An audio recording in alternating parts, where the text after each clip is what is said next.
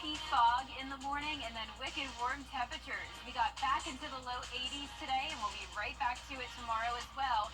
But how do those temperatures look as we head into the month of November? I'll have a look at that coming up. Right now on News Channel 6 and 7, Election Day is now underway, a week away. How Columbia County is ensuring a secure election. And the local high school football team uniforms will look different for the remainder of the season. Details on Burke County's Guardian Caps as your News at 7 starts now. Live from Television Park, this is WJBF News Channel 6 at 7. Good evening, everyone. You're watching News Channel 6 and 7. I'm Dee Griffin. Thanks so much for joining us.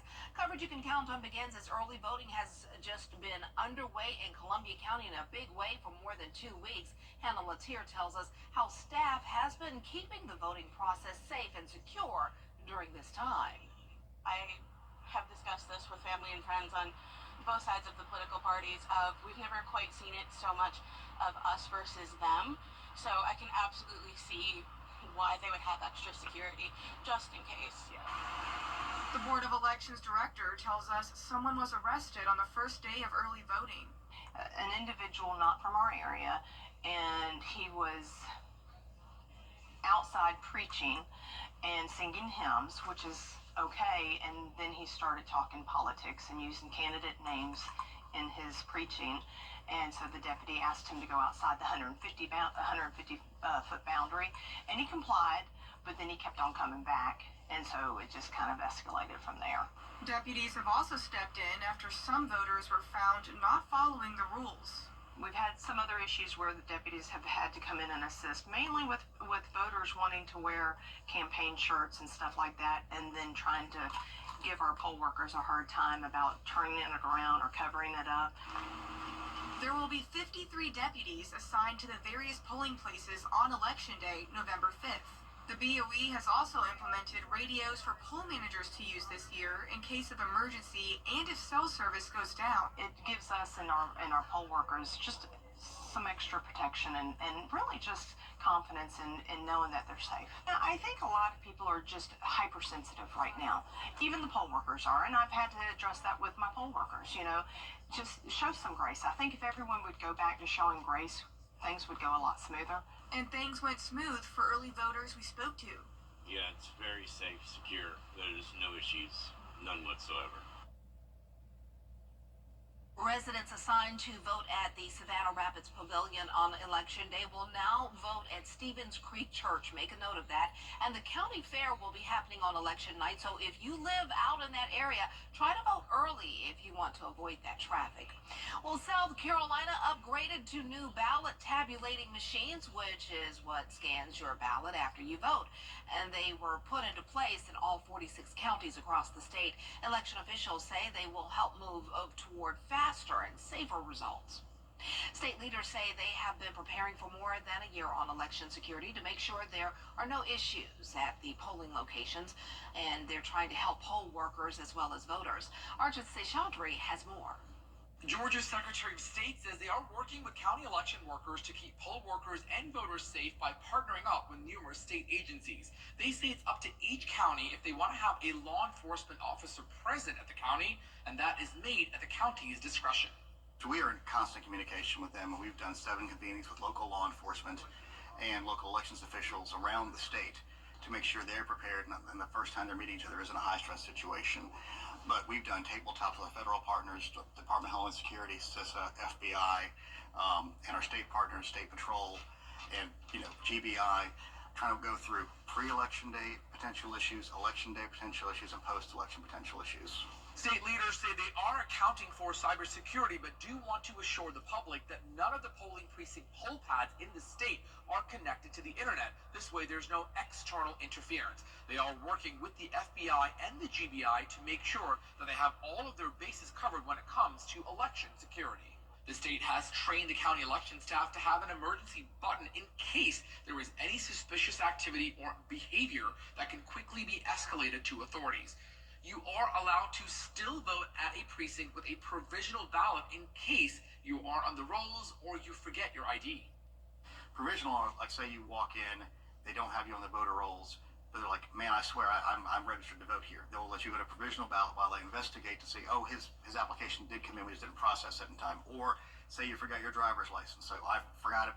You can bring your driver's license in 3 days after the election. Say, here's my driver's license. Count my vote. So that's the provisionals there to protect people's votes if something hinky happens with our systems. That's why it's there. It's to give them a backstop just in case. While there have been some reported threats of people trying to physically damage polling machines, the FBI is investigating those incidents.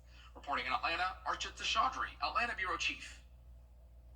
Time now for a first look at our weather with Chief Meteorologist Jennifer Tracci, and it's a beautiful night outside. And I see your graphic there. You're ready for Halloween. Oh yeah, I'm excited, Dee. I mean, have to have fun with it, right? Yes, It's a great time of the that's year. right. So let's take a look at your forecast now. It was a very warm day today. We made it into the low 80s. Now we're still sitting at that 70-degree mark. Dew points are in the upper 50s. Winds are pretty light, only at 5 miles per hour from the southeast. And as for our satellite and radar, we had a few passing clouds today and some areas of fog this morning. But now skies are nice and clear and definitely not a drop of rain. Let's look at our forecast for tomorrow morning. When you're headed out the door, there will be some spooky fog around once again, going down to around 57 degrees.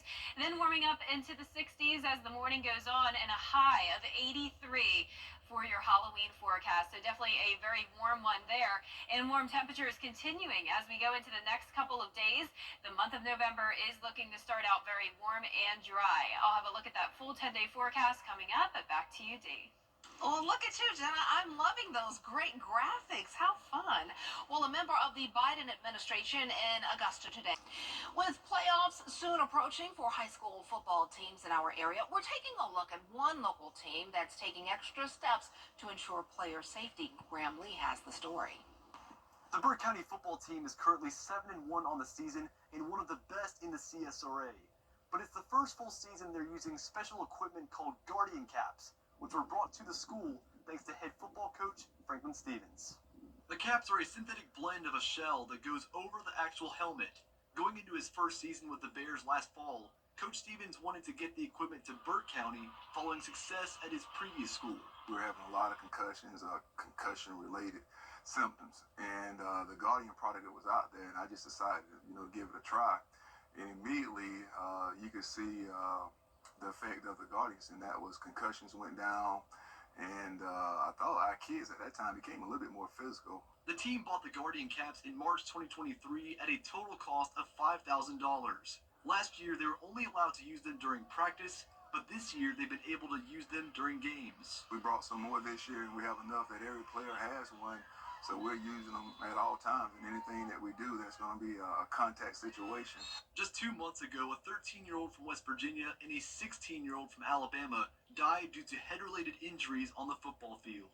The athletic trainer for Burke County says bringing the caps to the school could be a way to prevent those tragedies from happening. I definitely think in this most recent season we've had a much better success with keeping our kids healthy from a brain injury standpoint. There's never going to be anything foolproof that way until you take that contact out, but then you're just losing that sport that way, and that's not what we want to see. We all have different resources that are available to us. Some of us have more than others, but at the same time, if you can protect them and give them confidence through that protection, I think it's well worth it.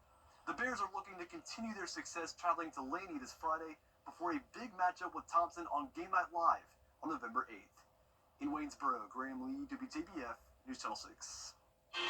Coming up, both presidential candidates are spread. Washington.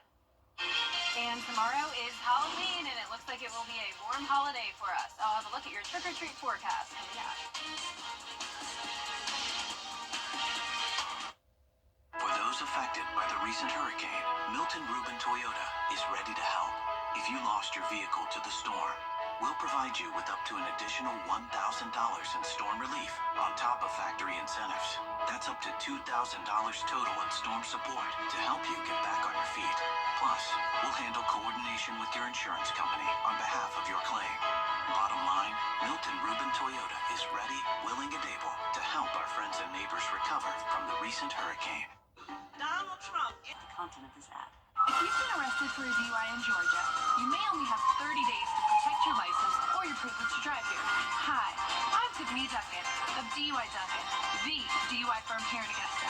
Visit our website at DUIDuncan.com to see what we've done to help so many drivers. If you've been arrested for a DUI in Georgia, call me now for a free consultation.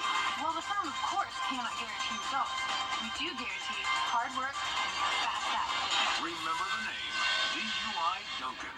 Under Kamala, there's been a Now, your most accurate forecast with WJBF Live 5 for 6. Welcome back. Check out this stunning sunset on our Terry Lambert Hyundai Skyview cam. Perfect for Halloween. We have some nice orange colors in the sky. A bit breezy here in Waynesboro. Our temperature is 70 degrees, so it's still a pretty warm night. Southeast wind coming in at 5 miles per hour. And we're seeing pretty much low to mid 70s across the board. Upper 60s, though, there in Washington. All of us had well above average temperatures today with a little bit of cloud cover in the afternoon, but now our skies are mostly clear. We do have high pressure in control, but a pretty powerful cold front here draped across the Midwest down towards the plains. That's bringing some active weather for our friends out there, but this is not going to be impacting us, and we'll get into that in just a moment. But you can expect dry conditions for your Halloween forecast. 83 degrees in the afternoon, and check out the low temperature. Really not feeling too cold. So when the kids are out and about trick-or-treating, there's no need for them to bundle up. In fact, if they're in a lot of costumes with some layers or anything that's really thick, it may actually feel pretty warm for them with temperatures only in the low 70s by 8 p.m. and then mid 60s by 10 o'clock. So by the time it's around 10, 11 o'clock, may want a light jacket if you're still out and about late at night. Low temperatures staying in the upper 50s though over the next several days to come, and by this time next week we'll be right at 60 degrees. No rain expected. Yesterday we had a few sprinkles, and technically that ended our dry stretch of 32 days in a row with no rain.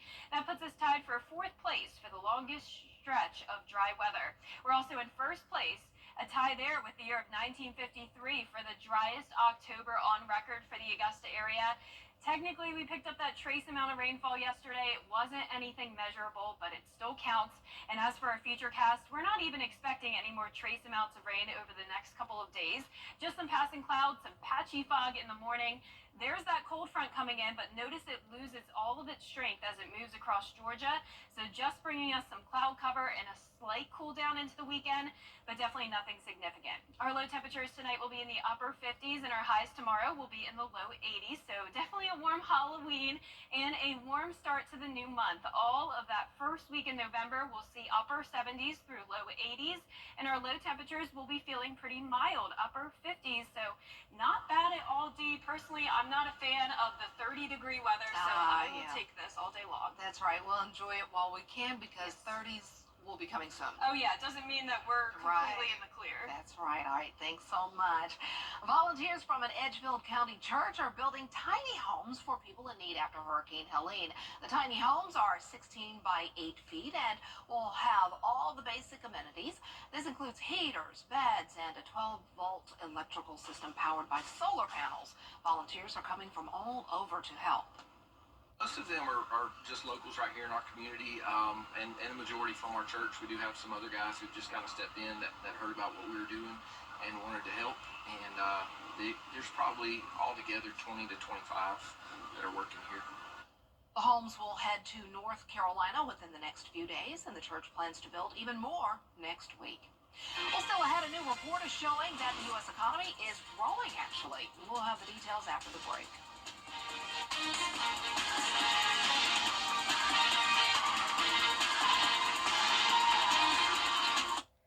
What's the big new furniture?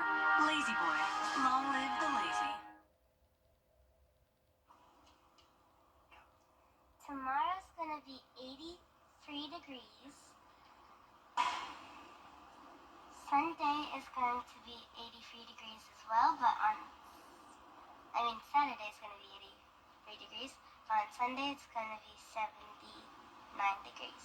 Awesome job. Very good. That 10-day forecast was from a very special guest junior chief meteorologist. Let's see who we have here today. This is Nora. Nora, say hi. Hi. And where are you in school? Parkway. Parkway? Parkway in Parkway, Evans. yes. So what grade are you in, Nora? Third grade. So you may have seen last week I visited Nora's school and gave her a special invite to come to the studio because, Nora, who are you dressed up as for Halloween this year? you. She's dressed up as me. I love it. So we're matching in our Pretty pink in today. pink. Pretty in pink. I wish I had this dress though, because That's that is sparkly. very cute I with like the sparkles. And we're also matching with our clickers. See that? And she's got a clicker, so she's all ready to do the forecast. That's right. And she has a different microphone than me, but she has a cooler microphone than me. So we are completely matching, and she drew this adorable photo. So we are so happy to have her here today. Thank you, Nora, for giving the forecast. And you won Meteorologist of the Day, correct? Way to go. Way to go. Well, way to go to you, too, for joining us tonight. We're always with you at WJBF.com. Entertainment Tonight is next.